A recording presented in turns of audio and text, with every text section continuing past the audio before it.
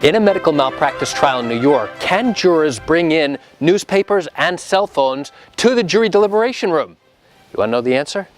Come join me as I share with you some great information. Hi, I'm Gerry Oginski. I'm a New York medical malpractice and personal injury trial lawyer practicing law in the state of New York. The answer is yes, they can. Unlike in criminal cases where in some instances the jurors are sequestered, where they have no access to what's going on in the outside world. In a civil lawsuit involving medical malpractice, jurors can bring in whatever they want. They can bring in reading material, their book, they can bring in newspapers, they can bring in their cell phones. But I will tell you, at the very beginning of the case, the judge will tell each of these jurors, ladies and gentlemen, you are not to do any research about this particular case, or about the witnesses, or about the people involved, or about the attorneys. And that's critical, because now if jurors start to do their own outside independent research, they're now getting information from different places that's not evidence.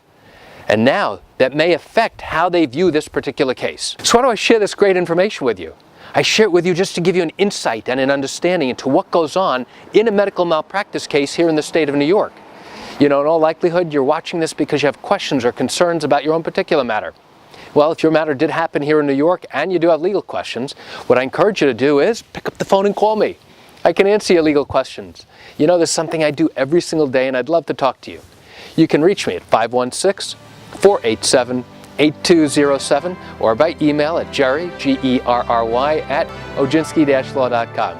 That's it for today's quick video. I'm Gerry Oginski. Have a great day.